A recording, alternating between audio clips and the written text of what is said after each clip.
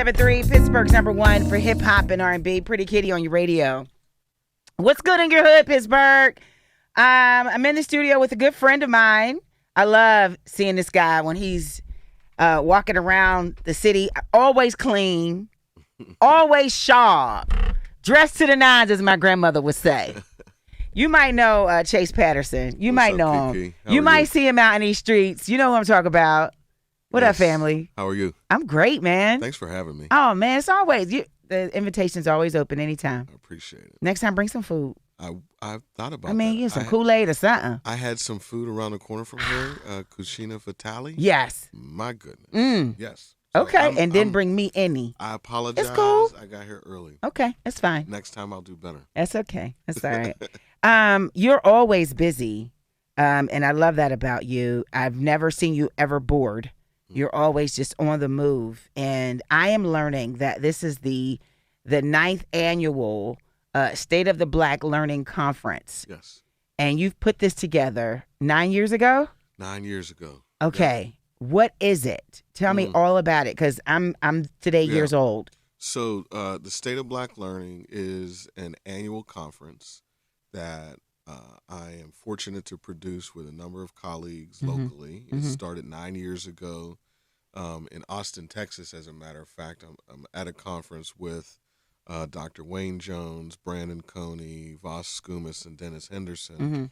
And we're like, listen, why don't we do a conference in Pittsburgh for all of our staffs? We were all leading schools at the time. And let's center it around Black students. And that was 9 years ago. It has always been in Pittsburgh. It has grown from Chatham University with an audience of over 300, primarily Pittsburgh folks, to now we're hosting it out for our third year out of the Sheridan and Station Square. We're expecting close to 500 people. Wow. And this is for youth? This is for educators. Who are working with Black students. We center the Black student experience in all of our conversations.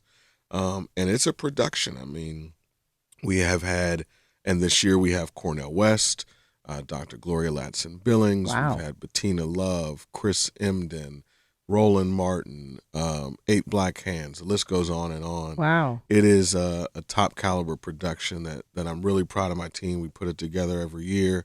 And we're expecting this year close to 500 people. About half of them will be from outside of Pittsburgh. I think this is perfect timing. Yeah. Because we're talking about our youth a lot. Yeah. And not always in the positive light. So how do you curate the curriculum and the programming and the language and all the things to cater to our youth of today? Yeah. Like, how do you deal with that? Because you have some top educators and philanthropists and servants of the community. Yeah. So how does that work? Well, every year we center a theme, and this year's theme is empowered. Last year's theme was big dreaming, and the year before that it was keep dreaming. And the idea is that we share these themes with potential presenters, speakers, etc., and we ask them to just center their best practice around the theme. So we'll have workshops on students with autism or classroom management. Once again, always centering Black students and their experience. But for example, our conversation with Cornell West is going to center on, like, how do we come out of this? How do we not live in the moment where everybody is talking negative about Black youth? Right. They're gathering, and I can't remember what they're calling these things. But the teen takeovers. Oh, the teen takeovers. Yeah, I would call it a rave. Yeah. Or, but when you identify it similar to something that a majority culture is doing, nobody's going to be willing to buy into that. So this is not a time or a period in time that we're unfamiliar with. I think these takeovers, or whatever they're called, will pass. But what's important is that we as a community are there both in the good times and the bad times for our young people, and that we're not judgmental. I mean, I know some things I did when I was their age that was crazy and had wild. Folks shaking their scratching their heads. You know what I mean? Yeah. So let's keep them safe. Let's keep them out of trouble. But let's not let this be their defining moment. Okay. And that's what this conference is all about. It's about the fact that education has always been and will always be, and not necessarily systematic education, but like knowledge, building an understanding of how to think critically and solve problems.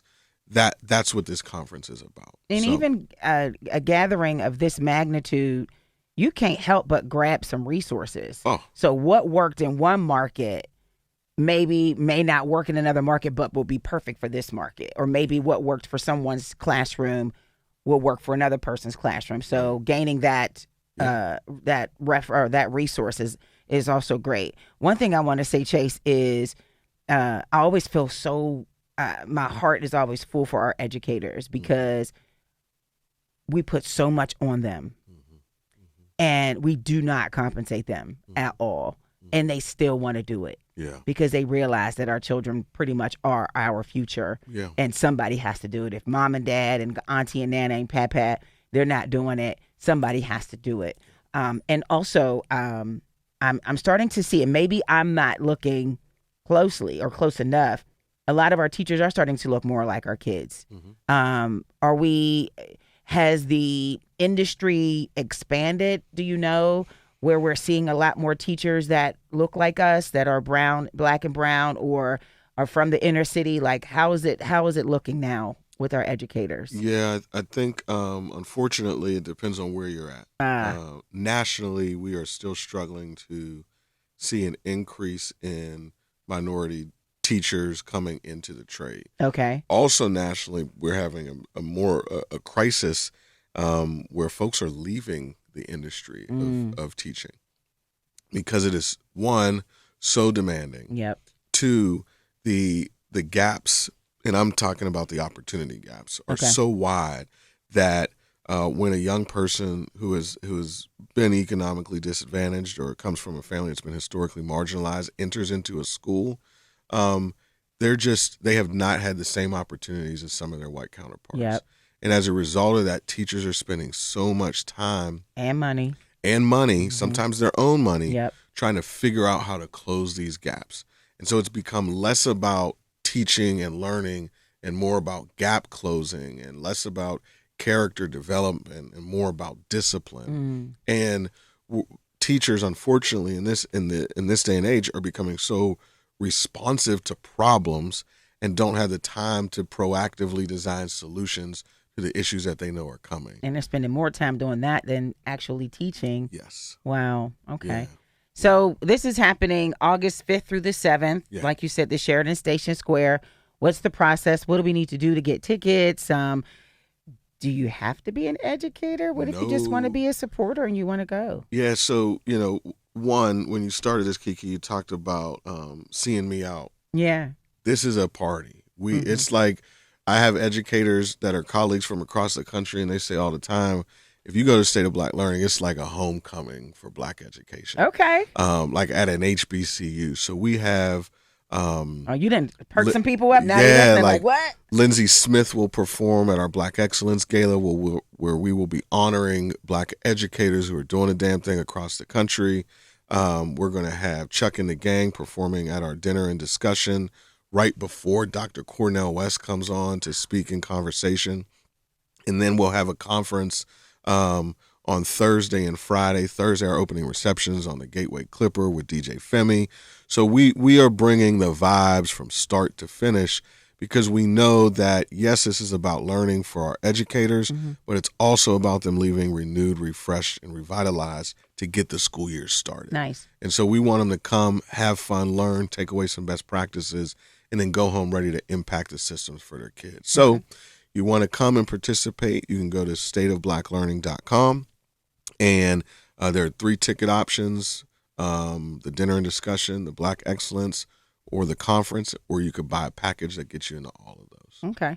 And that's it. Anything else you want the community to know about this event, about this conference? Because I feel like you've said a lot, but maybe I don't want you to miss out on anything. No, all I want folks to know is that it's going to be all right. Okay. Everything is going to be fine. Okay. We'll get through this. Sometimes we need to hear that. We'll get through this. Sometimes we need to hear it's going to be okay. It's going to be all right. I love that. Thanks, Kiki. Thank you, Chase. Chase Patterson, Empowered. Let's get empowered. August 5th through the 7th, Sheridan Station Square. It is the State of Black Learning Conference. And it is stateofblacklearningconference.com. That is the email. That's the website. Make sure you log on, get your tickets, tell somebody about it, tell a black educator. Do they have to be black educators? No. I don't care what you look like. No, you're an educator. You're not an educator. You're a supporter. You want to be a part of the solution and not the problem. Go ahead and log on. Chase Patterson, thank you so much. Thank you. WAMO 1073.